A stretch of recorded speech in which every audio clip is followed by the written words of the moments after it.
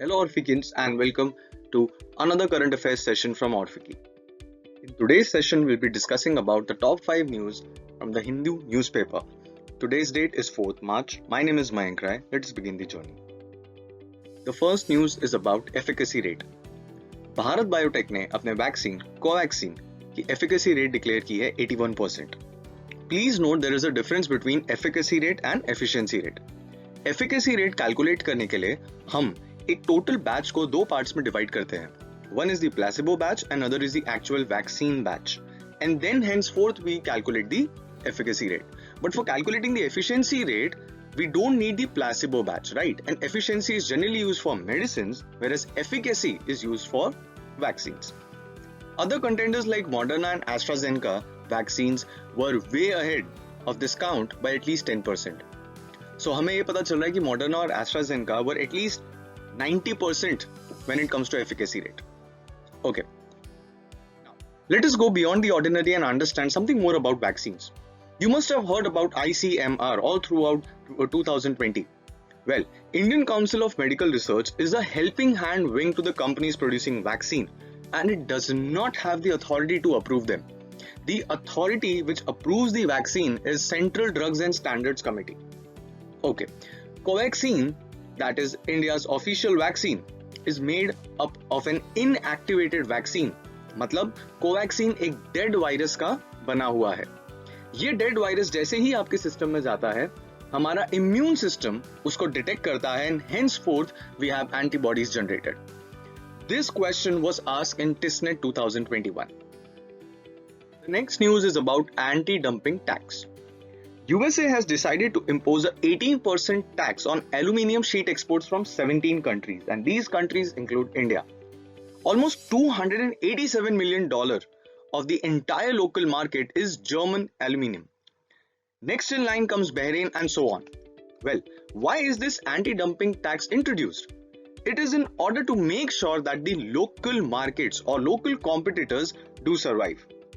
Now let us go beyond the ordinary and understand the topic. Let us understand the intent and process behind anti-dumping tax.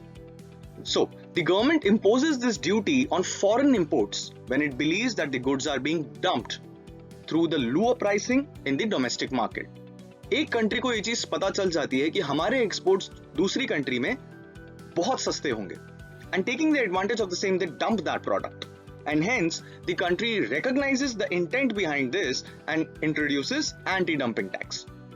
The methods of calculating this duty or tax are normal price, मतलब उस good का normal price जो उस market में introduce करने से पहले है, उस पर एंटी डंपिंग ड्यूटी लगाई जाएगी, और else price charge in any other country could be taken as the base, or the base could be the addition of cost, expenses and profit margin of the manufacturer.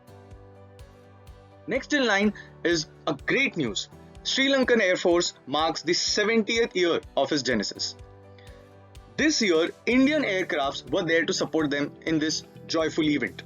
RKS Bhadoria, who is the chief of Indian Air Force, participated in the event, whereas the president of Sri Lanka, that is Gotabaya Rajapaksa, was the main guest. Well, please note that Sri Lankan Air Force is the youngest arm of the Sri Lankan Armed Forces. It was formed in 1951 by the name of Royal Ceylon Air Force. Beyond the ordinary and understand the differences or probably compare the two armies, India and Sri Lanka. The defense budget of India in rupees is approximately $43 billion. That is 26 times of the Sri Lankan budget. Air Force. We calculate the combat aircrafts. Combat aircrafts वो होते हैं जो surgical strikes या war के time use किए जाते हैं. Again, India is far much better than Sri Lanka here. Army main tanks, India has approximately 5974 to be precise. That comes down to approximately 6000 army main tanks, whereas Sri Lanka has just 250. Now, military expenditure. Military expenditure is always calculated as the percentage of gross domestic product. India का यहाँ पे percentage कम है when it comes to calculating in percentages. But when we calculate the same in numbers, we are ahead of Sri Lanka. India contributes 1.8% of its GDP to military, whereas Sri Lanka does almost 3% of its GDP to military. Now, I would want you to write in the chat box the name of the branches of Indian Armed Forces and Sri Lankan Armed Forces. Next, as we are aware of the Census 2021 जो होने वाले हैं उसके बारे में थोड़ा discussion करते हैं. फील्ड ट्रिप्स जो है सेंसस के वो बहुत जल्दी चालू होने वाले हैं and this is been quoted by the registrar general of India. इस बार का सेंसस 2 फेजेस में होगा. फेज 1 के अंदर हाउस एन्यूमरेशन करा जाएगा, मतलब घरों की गिनती करी जाएगी और उस हिसाब से आपके एनपीआर नेशनल पॉपुलेशन रजिस्टर को अपडेट किया जाएगा. फेज 2 के अंदर माइक्रो लेवल पे पॉपुलेशन एन्यूमरेशन होगा जहां पे different type of questions like the LPG connection, mobile phones कितने हैं, इलेक्ट्रॉनिक्स कितने हैं, इस बारे में डिस्कशन होगा.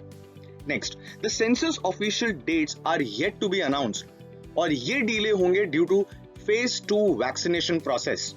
वैक्सीनेशन प्रोसेस एक बहुत ही नेसेंट स्टेज पे है and census 2021 is expected to be delayed. Now none of the questions, अभी तक कोई भी क्वेश्चन जो सेंसस में पूछे जाने वाले हैं और जो एनपीआर में मेंशन है वो गवर्नमेंट ने पब्लिक नहीं किए हैं. Now let us go beyond the ordinary and discuss more about census. The first census ever in India was conducted in 1872. But this census was not synchronized.